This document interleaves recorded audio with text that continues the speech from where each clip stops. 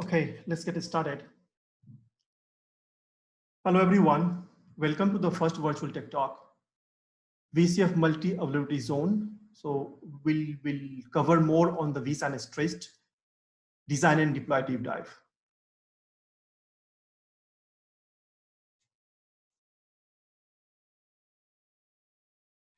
My name is Roshan Jha. I'm PSO consultant in VMware Singapore, covering Southeast Asia and Korea. I'm 4 times VMware vExpert. This is my Twitter, and then this is my VMware email address. So maybe we'll not be able to, if answer all the questions, or you have any question later on, please feel free to email me. So I'll try to reply your email based on my available, time.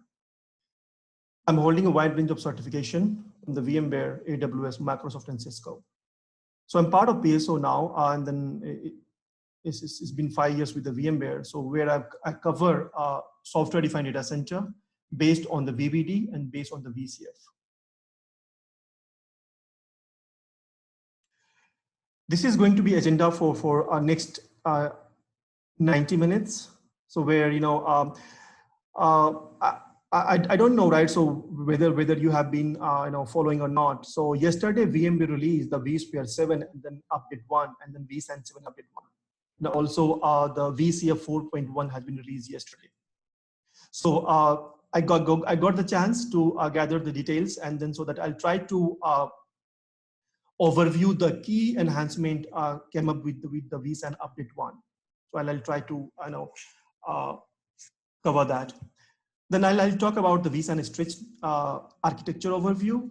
We will talk about the network design for vSAN stretched cluster point of view with respect to the VCF deployment and also the custom deployment. I'll try to cover the both aspects of the whether you are following the VCF or non-VCF for the network perspective.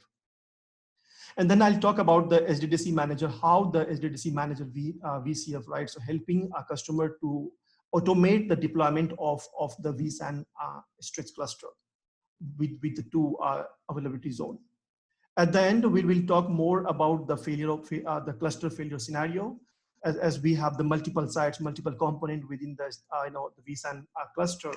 So we'll try to cover those scenario. And then at the end, we'll have the question and answer. So where I'll try to get your questions if we have any question based on the above topics. Yeah, let's start with the what's new in the vSAN 7 update 1. Yesterday VMware released, right? So the vSphere 7 and vSAN 7 update 1. So I'll say this is one of the biggest release from the VMware perspectives. So where they are trying to boost their vSAN and then a hyper-converged infrastructure based on the efficiency and then performance, also for how can we make the HCI available for the developer perspective. Right? So this is I'll say one of the major enhancements I have seen with the vSAN and vSphere. As you can see on the screen, there are 4 pillars. They have categorized the enhancement. The first pillar where it says the deliver the developer ready infrastructure. So in this, under this pillar, right, so this is more focused on how the vSphere HCI can be a fit for the developer ready infrastructure. How can we go and then allow the customer to run the cloud native applications, modern applications, right? So this is in this pillar, they are focusing more on that. So under that, you can see that 2 feature has been released. The new feature has been released with the update 1. The vSAN data persistent platform, we say DPP, and then a vSAN direct configuration. So these are the 2 configuration under this developer ready infrastructure has been released, which is going to directly give the option for the customer to run any kind of workload you want to run it. Right, so you want to run the virtual machine, which have been using for years now. So also, you want to run the Kubernetes, you want to run the modern, any cloud native applications. So these 2 options will give, because there was certain database requirement from the modern application perspective, where they wanted to have the direct configuration. They wanted to have the persistent platform that can help, an application in the backend. So this is the way I came up with the vSAN update 7 release 1. Under the second pillar, you can see where it has been increased a lot in the scale perspective. The first option in the scale is HCI mesh. right? So if you have been using the vSAN, and then you have the multiple vSAN cluster, so it won't possible earlier to share the capacity between two separate vSAN cluster. But with the help of this release, where HCI mesh, customer, the vSphere will allow now customer to easily define a relationship between the two vSAN clusters, and customer or administrator can borrow the capacity from the another cluster. So this will allow them to improve their agility and efficiency within the infrastructure, and also go and then maximize the investment of the infrastructure. What have they have done with the infrastructure? Another option is the compression only. If earlier version until vSAN 7, we had option called compression and encryption together. So with the release of update 1, now we have new option called compression only. So maybe in the earlier version, if customer doesn't want to encrypt it, but they want to use the feature, compression, they were not able to use it. This is what, with the update 1, we have, segregated the option. So where customer can go and then dedicatedly use the compression only feature if they want to avail the feature. Increased usable capacity. I'll say this is the one of the biggest and then, feature within the vSAN. Why I'm saying so, if you see the up to vSAN 7 architecture, where vSAN reserved almost 30% capacity for the slack space, right? So it means if I bought 100 terabyte of space within the vSAN, then I can only consume for my application it's around 70% of that. So all 30% was going in the slack. So this is where the VMware come up, because there was so much requirement for this. So it has been now increased, right? How can I go and reduce that 30% to the maybe 50%, 12% of 30%, right? So I have a slide on that, so I'll talk in details about that. So that is one of the biggest enhancement, I'll say. And then if you see at the end of the same pillar, right, shared witness. So if you have been using the 2-node, a vSAN for your robo design, where if you have multiple 2-node clusters, so every 2-node cluster, you need to have a dedicated witness node. So it means if I got a 20, 25, 50 branch offices, and then I have 50 2-node clusters. So on a data side, I need to have the 50 witness nodes to be run there to manage those 15 2-node clusters. So that was, again, pain point for customer, that you need to buy a large amount of infrastructure only to run the witness, which is not the application perspective. So this is where with the update 1, now you can share a single witness node with the multiple 2-node cluster. That will be the one of the biggest benefit for the customer. Under the third pillar, where we have simplified the operations, so where whenever you want to put your vSAN node into the maintenance, so that where it has been simplified, it provides more durability for the maintenance perspective. Also, how can we reduce the time when you reboot your vSAN node from the cluster? So it has been made the faster.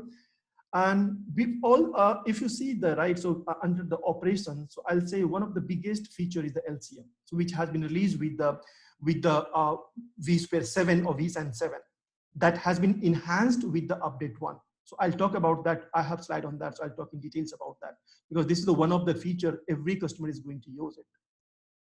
And then next, also the operation and then security perspective, the data in transit encryption has been added with the vSAN 7 update 1. So with this, right, so if you see with earlier version, we had data at rest encryption. So after saving the data on the vSAN, it was encrypted, right? So you had option to encrypt it.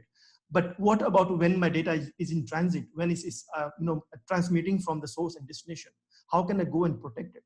So this is where the new feature has been added over here. And then this data in transit encryption feature is out of box. So it means for this, you do not need to buy or a separate key management server, right? So we don't need to have the separate key management server for this feature. So it can be enabled out of box. Under the extend file services, if you know that with the vSphere 7, VMware added the native file services with the vSAN. It means the NFS can be enabled on the vSAN, right? So earlier we had vSAN and iSCSI. With the 7, we have added NFS. Now with the update 1, extending that to one more level up, where we support now SMB protocol for the on the vSAN. So that, and then SMB and NFS now can be integrated with the Active Directory and Kerberos for the secure communication between them. So these are the key enhancements. As you can see, so many enhancements. So I'm not going to discuss in details. So just I give you a quick overview. If you want to learn more about that, so VMware product team has released so many videos. So you can go to the YouTube and then search what's new with the vSAN 7 update 1, and you'll have so many video from the update team in details about each of the features. Now you'll be wondering, right? So why I got the picture of pots and pans on the slide, right? So if you have been the VMware customer, right? So the vSphere Update Manager, right? So VMware is going to replace the vSphere Update Manager, or in short, the VUM. So this Update Manager has been around for a while now, where it's like a cooking with pots and pans in your home. So where you have multiple pots and pans, just like you have multiple tools for your day-to-day operations. Customer use so far, right, Update Manager to update the hypervisor, right? But to update the vendor-specific firmware and then driver, they use the vendor-specific hardware, because the Update Manager was not capable of doing that. So it means that you had multiple tools. And also for the administrative perspective, manually you have to go and then validate it. For example, if Dell is pushing some firmware, hardware, right? And then who is going to validate it? So local engineering team from the customer perspective side, or the administrator who manages it, who's going to upgrade it. They had to manually verify that, hey, the driver or firmware I'm going to use to apply on my cluster, whether they're part of the VMware hardware compatibility list, which we say in short HCL. So that was the very difficult task for administrator, if you see, because I have been in the operations. This was really a time consuming and critical task for administrator. And finally, with the when you are using the VUM, that customer had to manually monitor the cluster for compliance drift perspective. And also, once you saw that manually, then you have to go and then remediate it. It means you have to keep monitoring it, and then to see if it any drift, and then you have to go and then apply to remediate it. So that was it's more like manual process with the Update Manager, with having the multiple tools together to complete end-to-end upgrade for your cluster.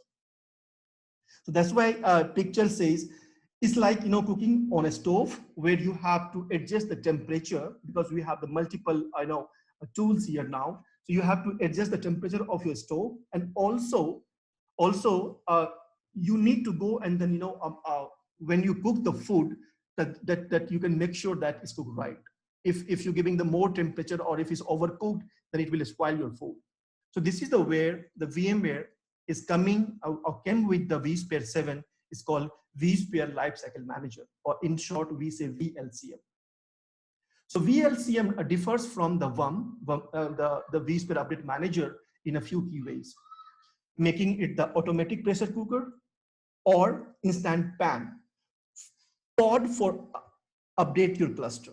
As you can see in the left side, Update Manager had the multiple pods and pans, but at the right side, the VLCM is replacing all those with a single and automated way to do that, right?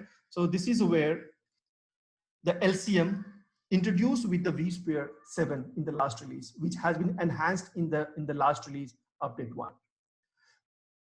So now this VLCM is going to consolidate the number of tools required for software and then hardware update to a single tool, and also eliminating the need for a server vendor update tools separately. So it's going to combine together from VMware vendor perspective, and giving you a unified and centralized tool to manage your software and firmware. With the first release, with the vSAN 7, it was only supporting the HP and Dell, But with the release of update 1, it is also supporting the Lenovo hardware. So now you have the multiple option to use with the LCM. So LCM, what it does, it's automatically validate the firmware on the hardware compatibility list, and then give the customer or administrator a confidence that, right, so whatever you are going to implement, it is not going to break anything for you, right? So it performs the validation for you as well. Then on top of that, right, so it has been also introduced a new implementation model called the desired state. So in the desired state where you'll go and then monitor and troubleshoot, and then you can create your desired image for your cluster. So this is my desired image which I want to run on all the ESXi within the cluster. And then the VLCM will go and then implement that image to all of the hosts within the cluster. So that will make it a consistent.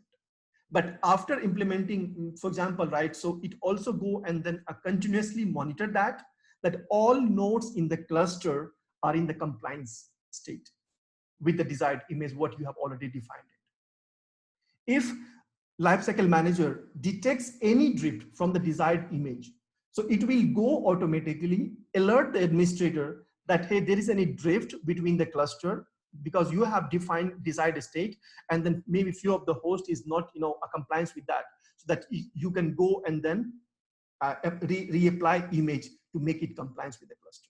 So as you can see, it's providing you the centralized tools, so where it will combine from the VMware, also from the vendor perspective, and then make it as a desired image to apply on all the clusters to make it consistent.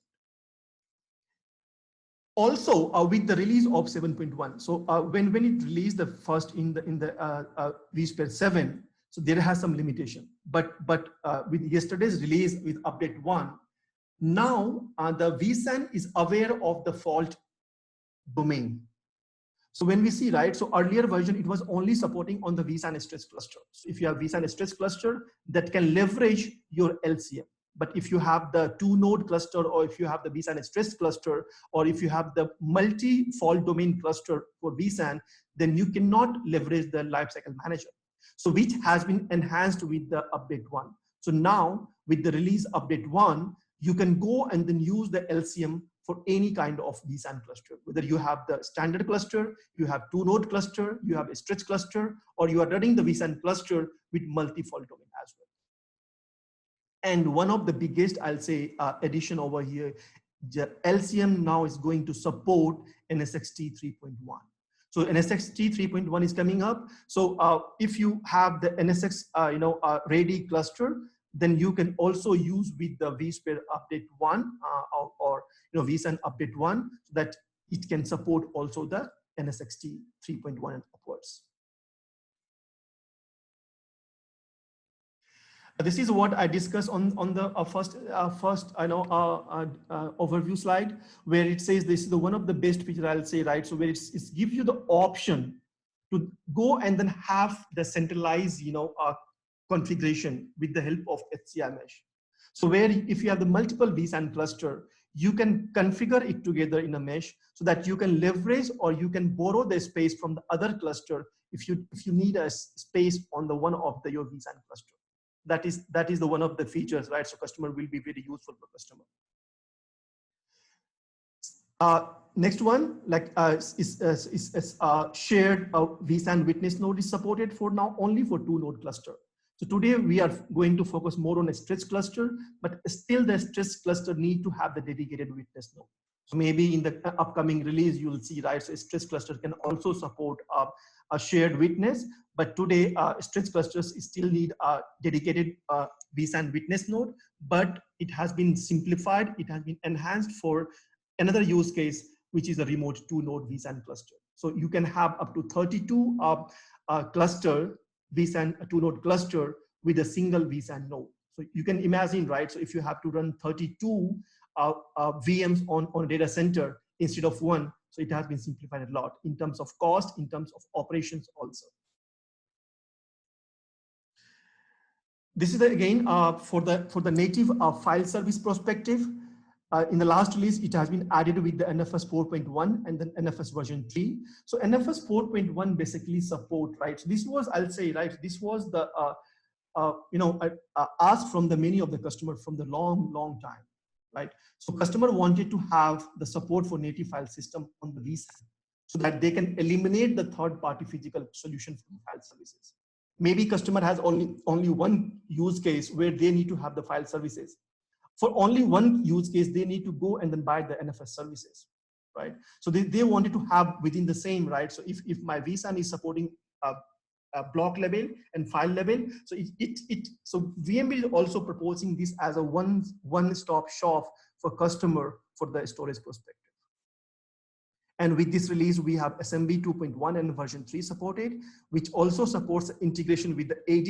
So AD, you can integrate for SMB, and then Kerberos, you can integrate for NFS to have the secure communication between these two. This one, as I said, right, so it's increased the efficiency for capacity. Why is that? Because up to vSAN 7, you had to reserve 30% slack space, which is waste of time for customer perspective, right? But now with update 1, it has been reduced. If you see the right side, right? So if you have a 12 node cluster, it can only use up to 18%.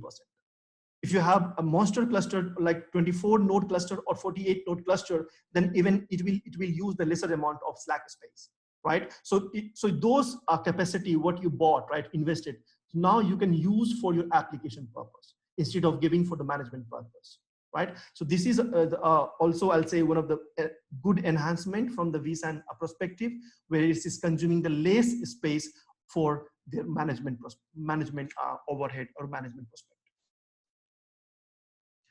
Now, with this, so that was the overview of the what's new with the vSAN. So now I'll move with the vSAN stretch cluster.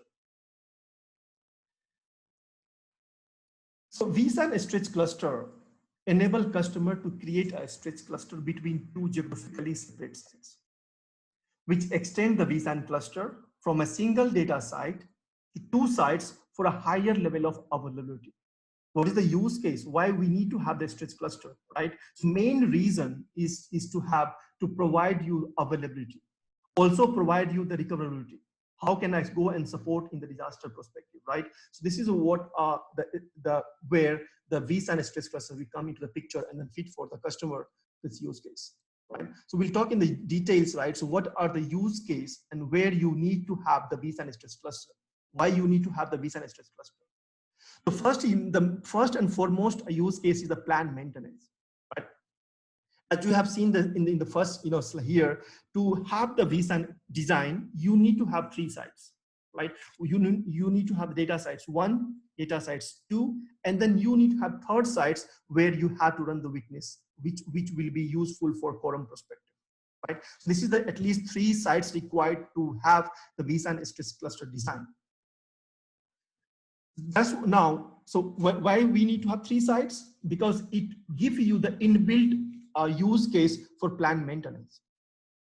In a planned maintenance, now we have 2 active sites. So if, for example, I have to perform some maintenance for my data center 1, I have to replace my firewall, I have to replace my router, I have to replace my switches, or maybe I'm going to take a refresh for my hardware, right? So how can I go and then migrate those workload application VMs running on the site to the other site without having any service downtime for those applications?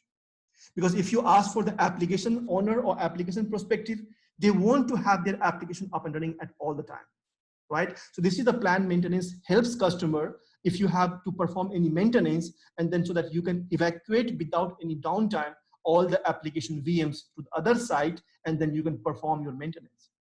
So also once the maintenance has been finished, you can bring back all your workload in the previous state so that it can come back and then run the way it was running before, right? So the first use case comes with the stretch cluster inbuilt design is a planned maintenance.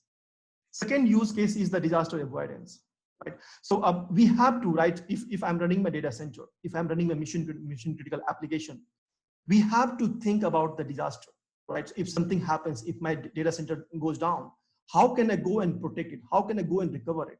How can I still continue my business, right?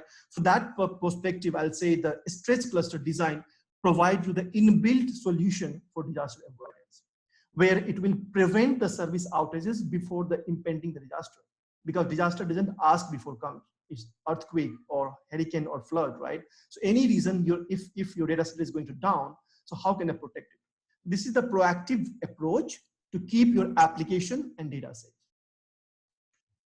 And third use case, right? So in case of disaster, how can we add the automated way to recover those VMs? For example, if the disaster happens in the middle of the night, right? And then no one is there. Do we have some capabilities, right? So if something happens, if one of the site goes down, can we automatically recover those VMs which was running on the site A? So this is where the stretch cluster with the vSphere helps you to automatically initiate the recovery of all the VMs on the another site. So with the nature of automated way recovery of the VMs, it provides the low recovery time objective for your application. The recovery time objective is here, the amount of time your VM is taking to be rebooted, right? Because the vSphere HA will reboot all the VMs from site 1 to site B. So amount of downtime only will be the amount of time your application, amount of time of your operating system taking to come back online. And then best part is that the application owner doesn't have to worry about the recovery. They just have to focus on the health check of their application. They just have to go and then perform the sanity check of your application to make sure that after once the a VM has been rebooted on the other side, it's come back online and all the services are up and running. So my end user can connect my application. So these are the three main use cases where a customer can look for the stretch cluster design with the help of vSAN. This is the architecture of the stretch clusters. So for a stretch cluster architecture, you need to have 3 sites. 2 active sites where your data will be running, and 1 witness sites where your witness appliance will be running, which will be come into the picture when you have any failure. It will work as a tiebreaker. And a stretch cluster use a fault domain mechanism to provide the redundancy and failure protection across the sites, right? As you can see on the screen, so we have 3 different fault domains: fault domain 1, fault domain 2, and fault domain 3. So it's protect for the complete fault domain failure in the case of disaster. Each site in the stretch cluster can be a separate fault domain. And then to start with the stretch cluster design, we need the minimum requirement of hardware is to have 3 + 3 + 1. It means we need to have 3 hosts on site A, fault domain or data site A, 3 on site B, and 1 witness. Because if you are leveraging the vSAN, because we're talking about mainly on vSAN, so always recommendation will be to start with the 4 node, right? Minimum you can start with the 3 nodes, but a recommendation will be from the start with the 4 nodes, so that you can provide enough, also for the tolerance of the host. If some host fails, that vSAN can go and recover for you.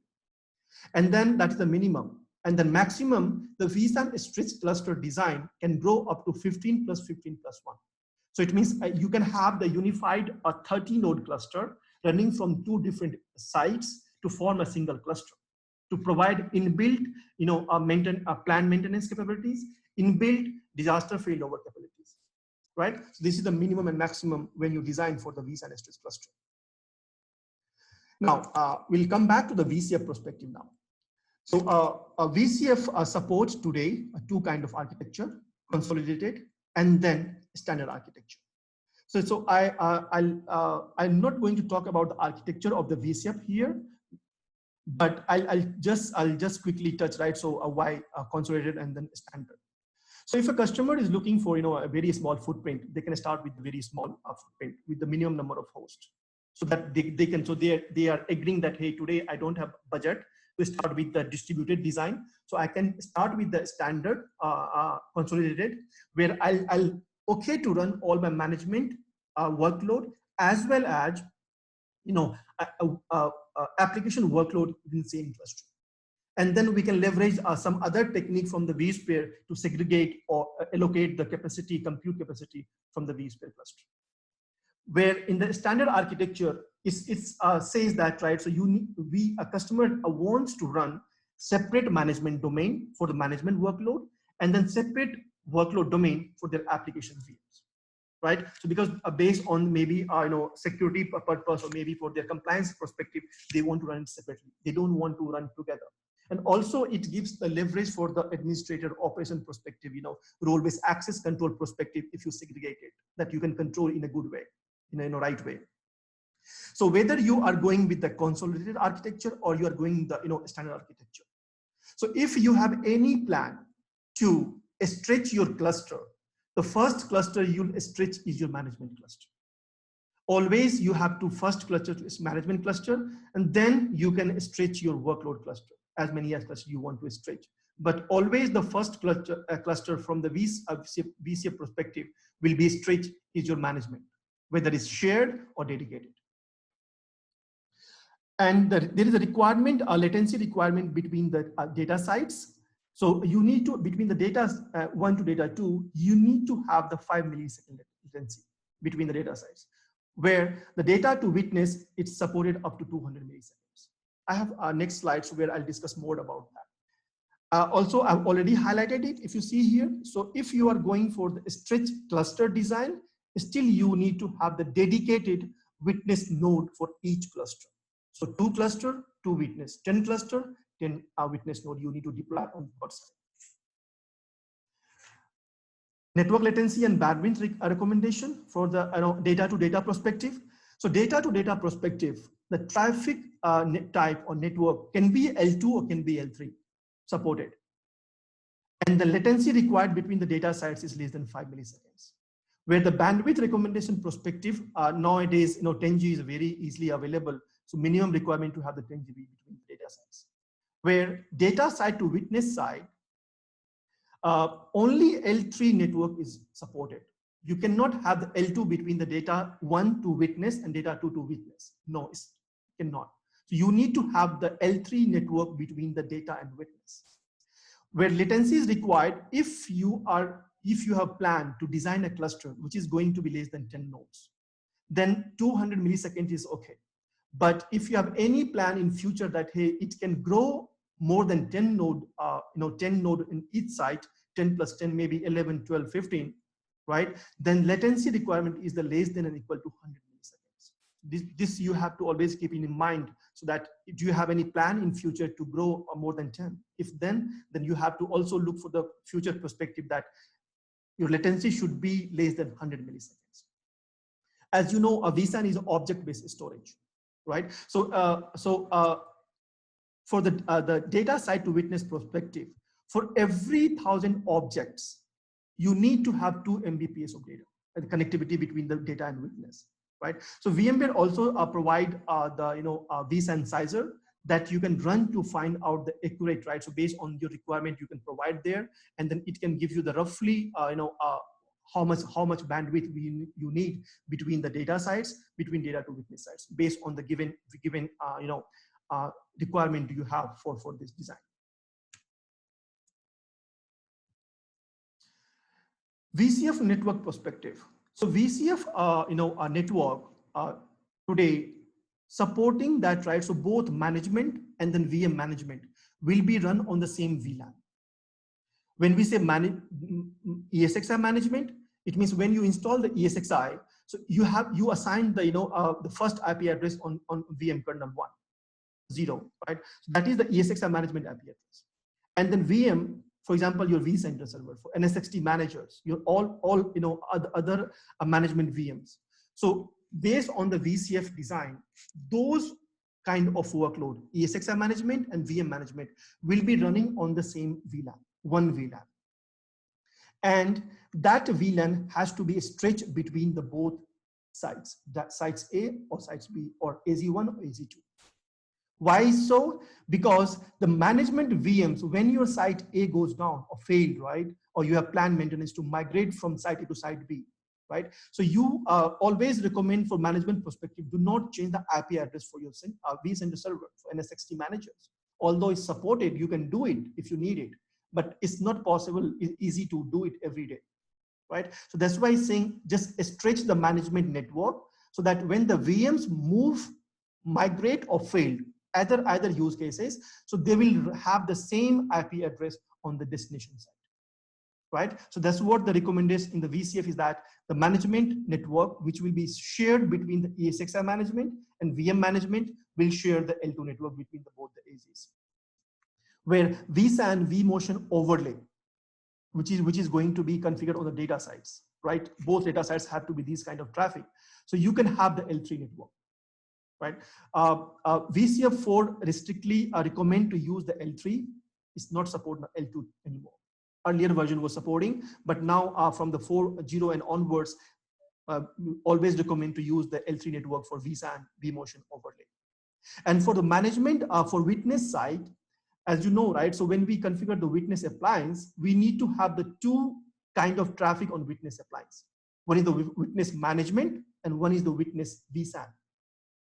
So you can ask for customer to give the separate VLAN for each traffic, or I have worked with the customer where they say the switch they have installed on the witness side, that is not configurable. So they're asking to that, can I use the single VLAN for both witness management and witness vSAN? Supported, you can do it. But always for security purpose, for a performance perspective, is always recommended to have the separate VLAN for management and then vSAN. Now, when we say custom means manually, I'm going to design and deploy it, right? So when you do manually, then you have option to tweak based on your requirement. You can design based on your, how do you want to design it? This is where you can see, because here, right? So ESXi management can have the separate L3 network between the site A and site B. What is the reason? Because ESXi will not move from site A to site B. This is constant, right? So they'll keep running on the site always. But because both the sites, we have equal number of ESXi. Only things will move is the VM, so that we can have separate VM management network, so that all the management VMs will be connecting to this one, and they can fail over seamlessly between the sites A with the same IP addresses. And the rest requirement is the same, whether you are doing the VCF network design or we are going with the custom design. So only thing that you can change here, that you can segregate it based on your requirement. If you want to combine, like, this is your choice. But if you want, some customers say, I want to have, for security purpose, I want to have segregation between the ESXi management and VM management. Then we can go and then do in the custom way. So this is the, again, VLAN requirement for the stretch cluster network. As you can see, we have two sites where 4 nodes running on starting on site A, 4 on site B, and then we have the management network stretched between the sites, where the vMotion overlay and then vSAN for site A is separate VLAN, separate network, and then vMotion overlay and vSAN for site B is separate network, separate VLAN, because this is L3. Right? And so if the management VMs move from here to here, which is connecting to your VLAN traffic, so it can have the same IP address, and then it can start working as soon as they bring up back online. So that's the vSAN stretch network requirement for the stretch cluster perspective. Now, for the multiple availability zone NSXT design, right? So if a customer is choosing with the standard design, where they have decided to, hey, I'll go with the separate management, separate VIA workload. So management cluster perspective, right? So it's always a kind of active standby. It means always, if I'm deciding that management cluster, it means only the management VMs will be running within this cluster. I'm not going to run my application server, right? And then all the management VMs related to your both management workload and then VI workload will be running over here in the one site at that one time. So that all the gateway will be going from the site A, always one site. So that's what you can see, right? So this design can be active standby, right? So my all workload running over here, so can go from here. When these all VM fail to the site B, can go from this gateway, right? So it's kind of active standby design for management cluster, where for the workload cluster, where we have the monster cluster, we have more clusters, right? Customer doesn't want to sit, second site as a standby, because they have invested money for the hardware. They are, having the separate, premises for the data center, which they are paying for capex and opex perspective. So they want to maximize the use of the hardware they're running on both the sites. So this is where we can have the active design, where the site A will have their site A specific application network, which can go from the site A gateway, and then site B can have the local site B specific network application can go from this one. And also protect for the failover each other. So when, for example, site A fails, all these VMs will be rebooted to site B, and then also the NSX edge, which provide the network construct on the network virtualization perspective, will be also failed to site B, and then establish here, and then start sending the traffic whether east, west, or north, south, right from the site B gateway. So this is where you can see, right? So site management will be active standby design. But again, if customer wants, we can change it. It's always is option, right? If customer plan to use something else, they want to share between other workload, they can also configure, or also manually can go and have the active design for management, right? So all possible. But VCF perspective, when you're deciding the management, means we are assuming that only the management workload will be running, so we can design as an active standby. So this is the active standby NSXT design, from the VCF perspective. As you can see, so until here we already discussed. What you can see here, so when we deploy the NSX construct for site A network and for site, right? So when the site, those construct will rebooted from here to AZ2. So what they need to have the IP address, what we assigned it when we configure it. This is where I'm stretching the all required VLAN, which we are using with the NSX edges on the AZ1. So when they fail over, all the 4 kind of traffic used by the edge will be established, because VLAN is a stretch between the AZ and AZ2, so that they have same IP address. They can retain the IP addresses, and they can form the after rebooted and then assign the IP address. They can reestablish with the top of the rack, and then paired with BGP, and then start sending the ingress or egress traffic from the site B gateway. Once your site A is came back online, then because DRS rules is already configured, so it will kick in and then migrate all the VMs from site A to site B to site A automatically, because the DRS rules is there to control the where I want to run my VMs, right? That I'll talk in later. But this is how active standby is easiest form to have the active standby design for NSXT perspective, to have the stretch all these 4 networks. If customer saying I have worked on customer, they say no, I can't stretch it, then we have the option to do it, multiple way to design it, right? But easiest way will be to just go and then stretch those 4 networks which are being used by the edges, so that when they fail over, they'll have the same IP address. So nothing required from the administrative purpose, nothing required from operations purpose. It's rebooted automatically by the vSphere HA. It will form automatically, it will paired automatically, and it will start sending the traffic north-south, automatically after a few minutes. So this is the management domain. When you do the management bring up for VCF perspective, so by default, management brings up all these components like this. It's the logical diagram. So you can have the multiple ESXi where it will go and then install, configure the VDS for you, configure the management vMotion, vSAN, configure the NSX host overlay for you. Also deploy the vSAN management vCenter, NSXT managers required for management domain, SDDC manager with the bring up for SDDC. And then it will also deploy 2 edges where on which it is going to run the tier 0 and tier 1. Also, it will deploy the 2 logical switches for AVN network based on the configuration you have provided into the bring up sheet, right? And then once this base infrastructure is up and running, then you can go and start deploying the additional vRealize suite of products. Whether you want to add the log insight, you want to add the VROps, VRA, or any other management perspective, you want to deploy it, you can go and then deploy and then connect to the required logical switch you have, right? Also, the tier 1 can be leveraged for the load balancer. For example, if I'm having the 3-node VROps cluster, I'm having the 3-node workspace cluster.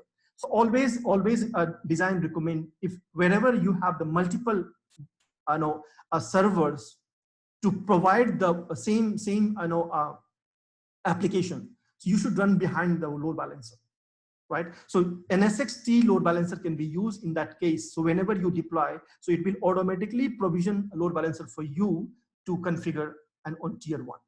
So this is the logical NSXT design from the management perspective.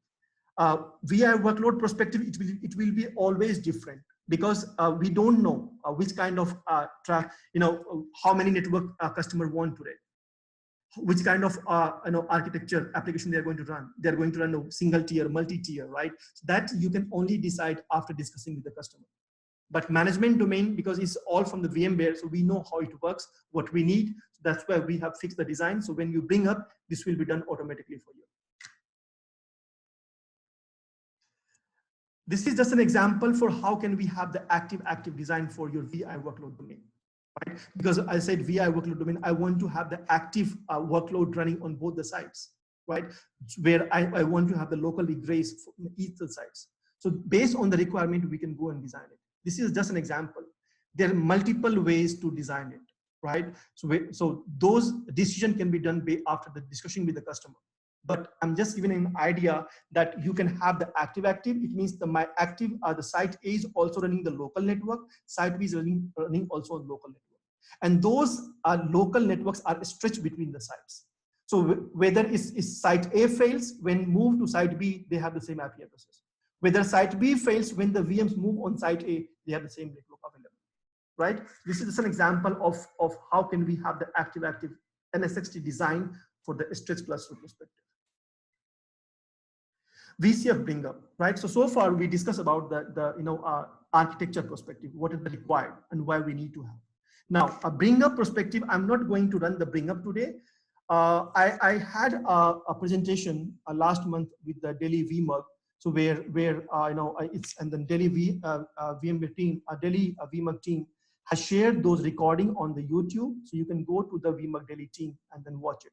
So where I have explained about the complete architecture of the VCF, also the how to bring up, and we also had demo how to bring up the management domain, how to bring up the VI workload domain, how to deploy the edge clusters. So I had performed there. So if you want to know more about that, please refer to that Daily VMUG YouTube channel, and then you can watch for more details. So what I'm assuming that my AZ1 has been done with the management bring up. Right. So my vCenter server, AG1 ESXi has been already brought up. And then my SDDC manager is up and running.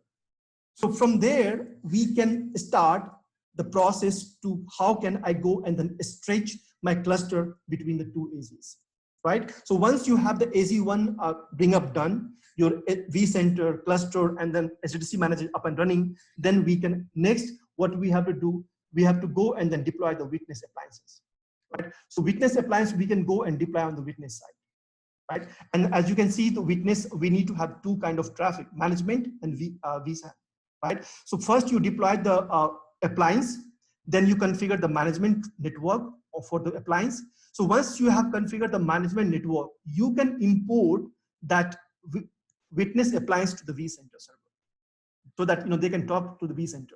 So after configuring the management network, just import your appliance to the vCenter server. Once it has imported to the vCenter, configure the vSAN network, and then also you need to configure the static route on the witness appliance. Instead, all the ESXi on AZ1, AZ2, you have to do the static route to communicate with the a vSAN traffic.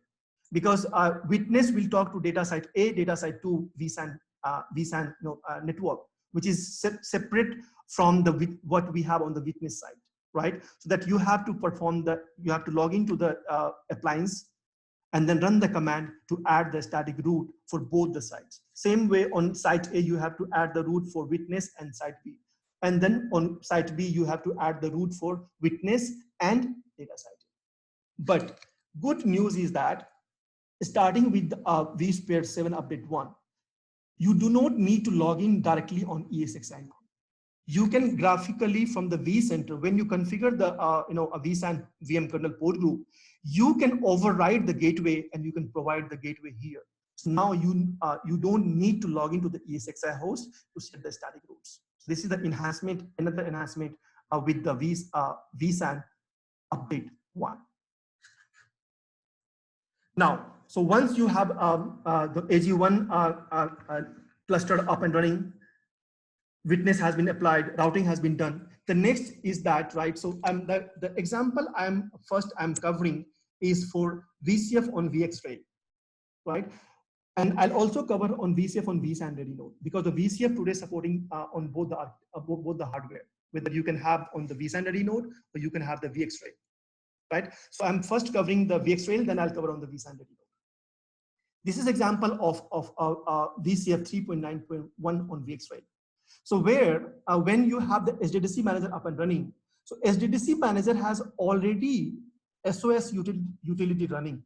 So you don't have to do anything. Just you have to connect to your SDDC manager, SSH to the SDDC manager with the user, local user on the SDDC manager is a VCF.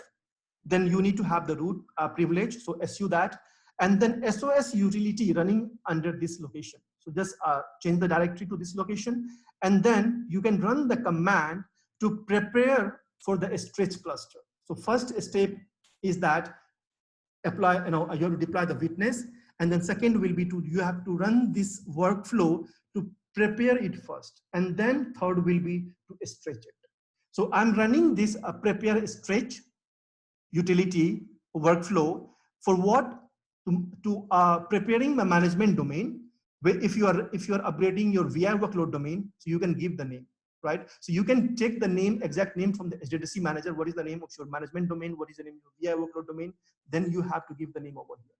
And then which cluster you want to prepare for a stretch that you have to supply over here. So once you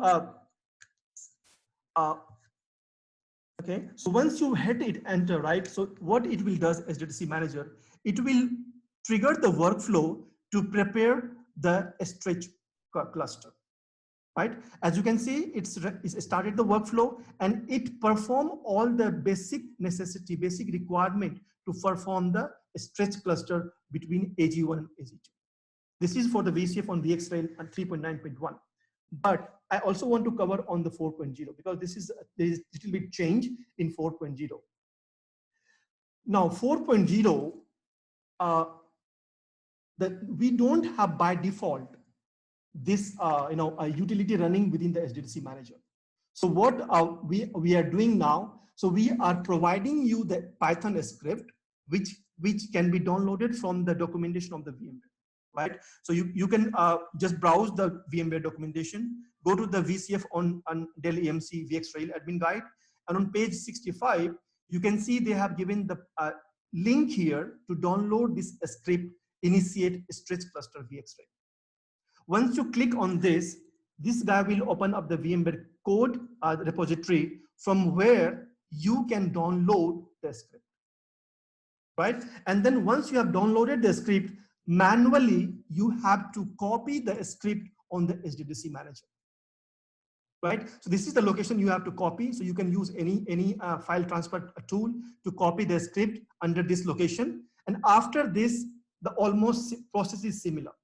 So you have to, after that, SSH to the SDDC manager, log in as the VCF user.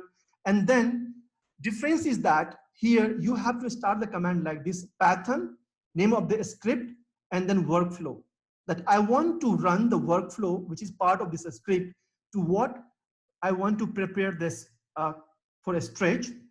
This is my domain name. This is my cluster name, right? So difference is only this one. First difference is that you have to manually copy the script and then manually copy on the SDDC manager. And then you can go and then run this command to prepare the cluster to for the stretch. Once this has been done, right? So once you run the command, you can come to the SDDC manager and you can see that it will kick off the workflow to prepare the stretch, right? It's successfully. If it's not successful, then you have to go and troubleshoot to fix it. And then again, you have to validate again. So you have to do again until it's successful. Once preparation is done, the next step is to go and then stretch the cluster, right? So the next step I will be to go and, because this is the VCF on VxRail, so you need to talk to the Dell EMC engineer to bring up the host on the AG2, right? Because so far we have only ESXi running on the AG1. So you need to talk to them to perform the initial automated way to bring up the ESXi host. Once they have done it, then you can, from the vCenter server, you can come here, add VxRail host, and then you can select all the options, follow the window, and then you can add the ESXi from AG2 to your cluster, which cluster you want to stretch it. As you can see, it has been added 4 more hosts from the AZ2 and then put into the maintenance mode, because you have option when you add it, you can put all the ESXi into the maintenance mode. Once this has been done, then next we have to go and then run the command to stretch it. Same way from the same SOS utility. So command will be different little bit now. SOS L3 stretch, because 3.9.1 supporting L3, L2 both, but 4.0 only support L3. So you will not have the option to supply the which network you want to do it. So automatically it will take assume is L3. Then you have to say supply the stretch vSAN, which domain you want to stretch, which cluster you want to stretch, and then you have to give the details of all the ESXi which you want to add to the cluster. Right? So as you can see here, I'm giving the 4 ESXi name here. Then you have to add the witness host FQDN. What is the vSAN IP on the witness, and what is the CIDR network on the witness for vSAN traffic. So you have to give, this is the command. So once you hit enter, okay, so before that, I'll also walk through for the VCF on 4.0. As I said, there's no change, only change is this one. The red one is the difference, rest is all the same. So your command will be pattern, initiate the script name, and then workflow, and the rest is same, what you did in the 3.9. So only difference is that starting and then a script name you have to provide, this is all the same. So once you have run this command from the SDDC manager with the 3.9 or 4.0, it will go and then trigger the workflow to stretch the cluster now, right? So where it will ask the password for all the ESXi. As you can see here, it is asking to provide the root password for first ESXi, and then it will ask you to confirm the password. So for each ESXi, if you're adding the 4 ESXi, it will ask for 8 times. If you're adding 5, 10 times. So you have to enter and then confirm. The next will be, it will ask you which site will be the preferred site, right? So when we manually configure the vSAN, we define this is my preferred site. This is my, a non-preferred or secondary site. So this is asking the question, which site is your preferred site? So give me the vSAN IP of the vSAN gateway from the preferred site. And then also give me the CIDR network ID from the vSAN from the preferred site. Second, give me the vSAN gateway IP from the secondary site or non-preferred site, whatever you say. Same way, give me the network CIDR details from the vSAN from the site B. And then also it will ask you to provide the host overlay network ID or VLAN ID from site 1 and site B perspective. Right? So as you can see, this is the 3.9 screenshot. That's why you can see that VLAN is same, because that was limitation in 3.9.1 that both and you have to use the same VLAN number. Network has to be separate, but VLAN has to be identical. But that has been rectified, that has been enhanced with the 4.0. So 4.0, you can have the different VLAN ID as well as different network ID for host overlay for both the sites. Once you enter the details, it will again trigger the workflow to complete the stretch configuration that you can monitor from your SDDC manager. You can come to SDDC manager, you can see it's triggered the stretch cluster workflow and is successful. So it will run the series of configuration.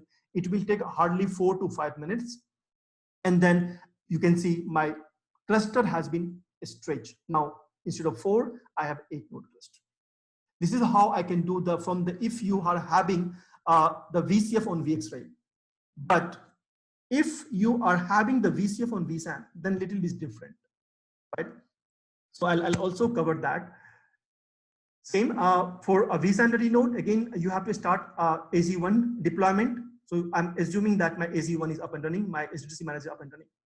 The next will be again the same process, what we did for the VxRail. You go and then deploy your witness, you configure the witness and add to the vCenter, and then also add the static root on the witness and all the ESXi. Next will be, because in the VxRail provide you the automated way to bring up the initialization of your ESXi. But in the case of vSAN ready node, maybe if vendor has been already installed the correct version, then it's okay. If not, then you have to interactively install the ESXi as well. Once you have done the AG2 ESXi installation, then on SDDC manager, we have to go and then configure the network pool for the AG host, especially for vSAN network and then a vMotion network. Because when I'll add those hosts to the SDDC manager, so they will use the IP address for vSAN and vMotion from the network pool only, right? So you have to define the first network pool. Once we have configured the network pool, the next will be to add those ESXi manually into your SDDC manager, right? So there are two ways to add into the SDDC manager. You can add, if you have multiple ESXi, you can add one by one, or you can add in a bulk with the help of API, right? So if you want to add one by one, you can click on commission host. It will give us the same details one by one, and you can do it. Or if you want to add all the hosts in one go, then you can prepare, this is the JSON file, which is asking for a host spec for all the ESXi I want to add. You can see it's asking for ESXi, asking for username, which type of storage are you going to use for this cluster, which is the vSAN type, what is the password for your ESXi root account, and the network pool, what I have created earlier in the step 2. So just you configure it, go from the developer corner, and then you can push from there. So it will go, and in one go, it will add all the ESXi to your SDDC manager. So once we have the host has been commissioned, right, to the SDDC manager, the next step will be, that you have to run the API to collect the UID of the ESXi host, which you can follow the VMware documentation or VCF documentation. How can I do it, right? So I'll just following the steps here. So you have to collect the UID for the ESXi host. Then you have to note down the cluster ID for the cluster you want to stretch it, right? Same way you can go and then have the ID and save somewhere that you will need this later when you perform it. And then later, right? So rest will be done in a VCF. We were running the command to prepare the vSAN stretch. Here, the option is called the validate the stretch cluster through the API, right? So there's no command through there, so you have to run the API, right? So document clearly is descriptive, so you can use it. So you can go this location, download this file, and you have to change the details according to your configuration, right? What is the ID, what you have collected in the step 2? What is the license key for ESXi? What is the overlay ID for the AZ2? What is the FQDN for my witness? So all you have to provide in that file, update it, and once updated, you can upload that file to the same corner and then say execute. So it will, based on the provided details, it will go and then validate, right? So if everything is fine, the validation will be successful. If any error, you have to resolve and then rerun again this validation until you have validation successful. Don't run the stretch, configure stretch command before it's 100% successful for validation. Now, next will be again, you have to prepare another JSON file with all the details to go and then configure a stretch now. So in a VxRail, we had a command, but in a vSAN ready node, we have to use the API call. So again, you can download this file from the SDDC manager. You can prepare based on your requirement, what is the ID of your ESXi, what is the license, what is the details of everything, and just you go and execute it. It will go and then perform the stretch cluster for you. That can be monitored from the SDDC manager. So this is how we can do through the API in the vSAN ready node, VCF on vSAN ready node. So only, I'll say on vSAN ready node, because this only accept API. So little bit is difficult than the vSAN VxRail, because VxRail is command that you can just run in a notepad and then go and then paste there and then execute it, right? But here you have to do multiple things to perform and complete the tasks. So this is the how we can do the stretch cluster, whether you have a VCF on VxRail or you have VCF on vSAN. Then once you have done the configuration, same way you can continue for VI workload, right? There's no difference. Same whatever process we followed for management domain, same process we can follow for the VI workload, right? There's no difference. And then once we have done it, then we can go to the vCenter server. We can verify it that stretch cluster configuration has been done automatically or not. As you can see here, these all, the advanced configuration will be done by the SDDC manager, right? All the VM and host group configuration will be done by the workflow you ran it, right? So that you can validate over here that everything is perfectly fine. Once you have verified, the next step will be going to the what the vSAN storage policy you want to consume it, right? So how do you want to protect it? You want to have the single protection, you have the multiple protection, you have the performance-based protection, you have to have the capacity-based, that you have to decide it, right? Because everything comes with the cost, right? So based on your requirement, you can choose whether you want to have one failure with the RAID 1 mirroring, you want to have the one failure with the RAID 5, or you want to have the two failure with the RAID 6. Only requirement from the RAID 5, RAID 6 perspective is that it's only supported on the all-flash vSAN architecture, and for RAID 5 to be used, you need to have minimum 4 nodes at each site. And for RAID 6, you need to have the 6 node at each site. Then only you can use the RAID 6.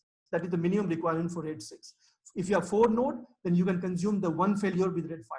Or you can use the one failure with RAID 1. It's your choice. It's based on what you want, requirement, ask, and you can go and configure the vSAN policy.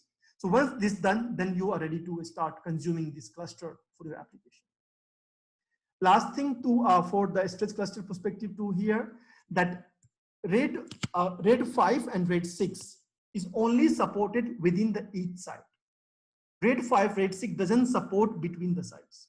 That's what you can see, but RAID 1 support across the site, right? So if you are choosing the RAID 1 with the one mirroring, then it will have the 1 and 1 here. If you're using RAID 1 and 5, so RAID 1 will be again doing the 2 copy on each site, and then they'll follow the RAID 5 or RAID 6, whatever you have configured. So based on your configuration, it will go ahead. That's for the for stretch cluster. Quickly, I'll run through in 5 minutes for the failover scenario. As you can see, right? So we have 3 sites. There will be monitoring between all the 3 sites. So when we have the vSAN stretch cluster, so one node on the preferred site will be designated as a master node. One node on secondary site will be designated as a backup node, and then you have witness. So they will form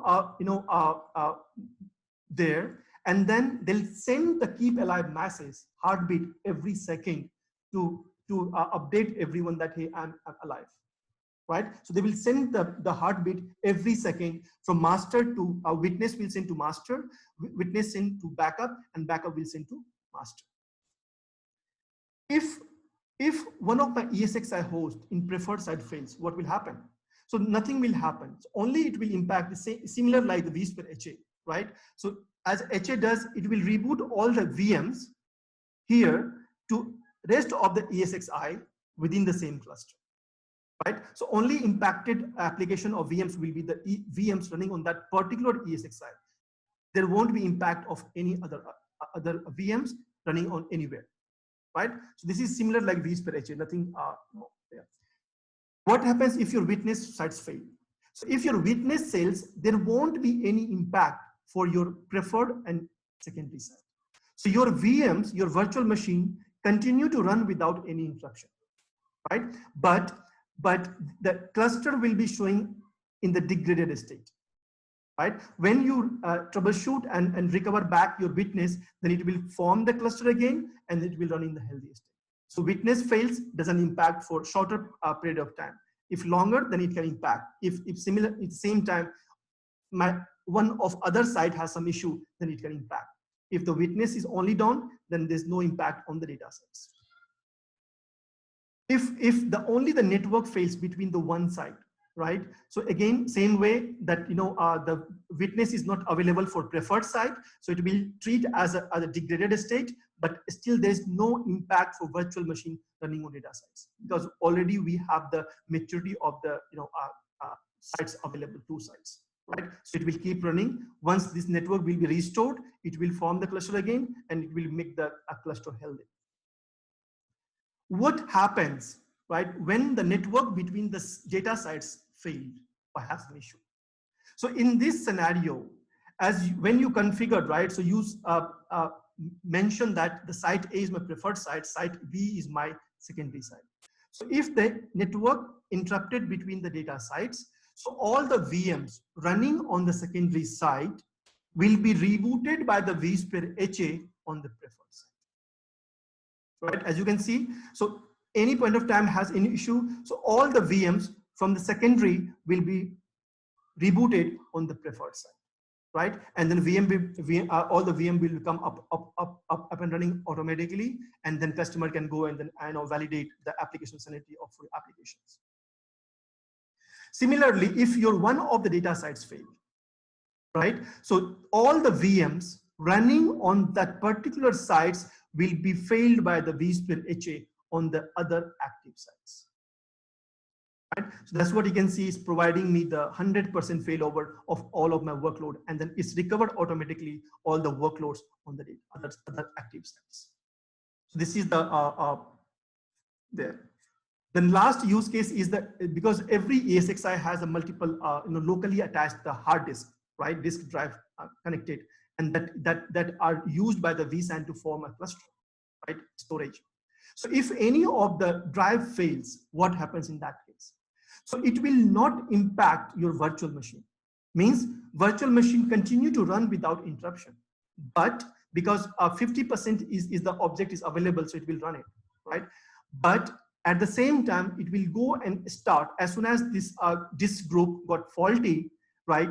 It will mark as a faulty, and then it will start the process to rebuild the object on the other ESXi or other disk group, right? So impact wise, there is no impact, but it may impact on the, because rebuilding process is a little bit heavier in the vSAN. So it can impact your performance a little bit, depending on the what connectivity we have, right? But as far as the application is concerned, there won't be any impact for application. And that is the end of my discussion. So now I'm open for questions. So if you guys want to ask, then you can unmute yourself and then you can ask question. I can see there are a few questions in the QA session. First question is the, so it should be shared.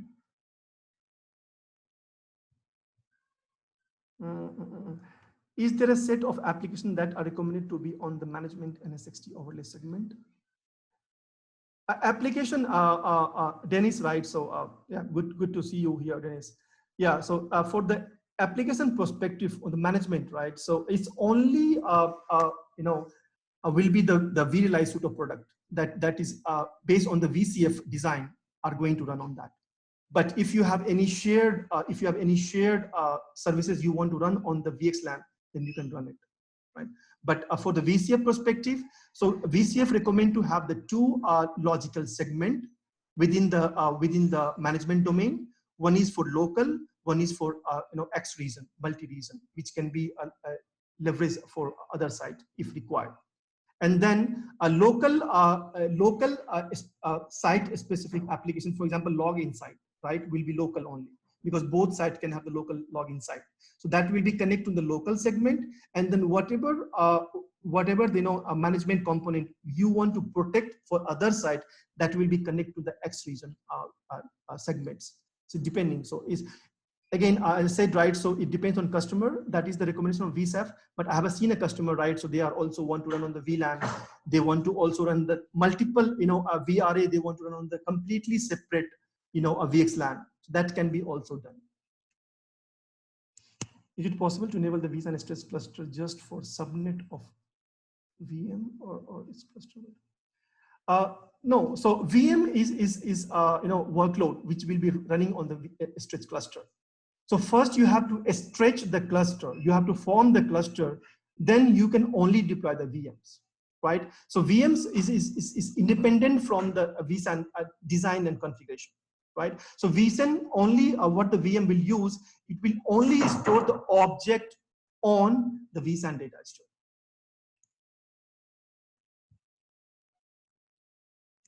Let me see. Because if you want to talk, right, so you can unmute yourself and you can discuss.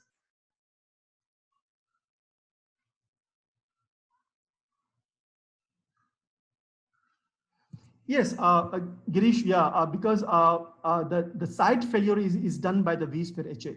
So only way is to reboot it. If you know before the disaster that hey is going to fail after 1 hour, then proactively you can go and migrate it with the help of vMotion. But if something happens, then if failed, then vSphere HA will restart, kick in and restart all the VMs on the other sides.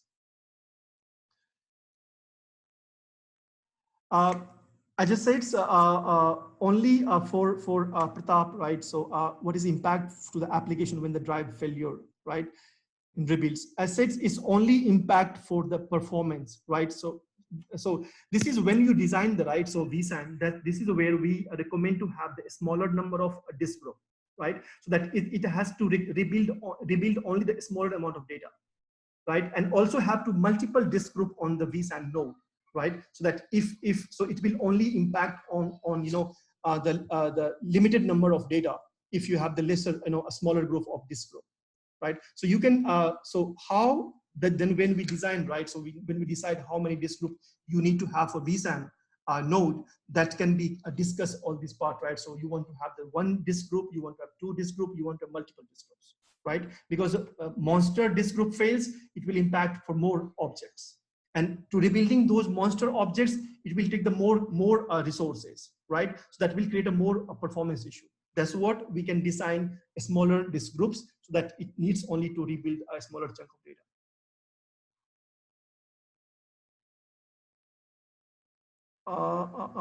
Yes, Hitesh. Yeah. So everyone, yeah, I'll share this recording. I'll also upload this recording on my YouTube channel, so you can from there, or I can if you read, I'll just send me the email. I'll try to share with you. There's actually no need to start VM.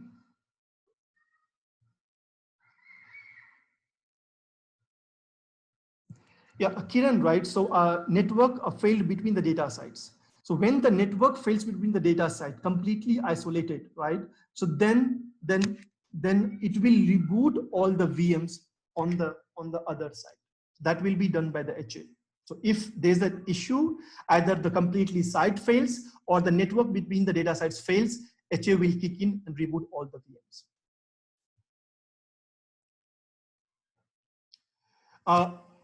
Soumya, for the stretch cluster, minimum required will be a minimum 3 nodes. I discussed and there. So you need to have minimum 3 nodes on data site A, 3 on site B, and then witness sites. So you need to have at least 3 and 3 and 1. Then you can go to maximum level of up to 15 plus 1.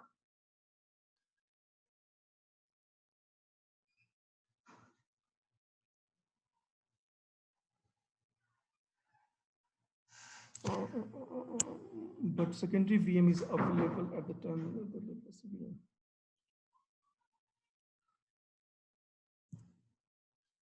There's no secondary VM, right? So Girish, there's no secondary VM available, right? So secondary VM, so you mean the object, right? So when they distribute the object, they distribute between the sites. But again, if your site completely fails, then where to run my VMs, right? So it will reboot the VMs on the another site and then read that object from the local sites.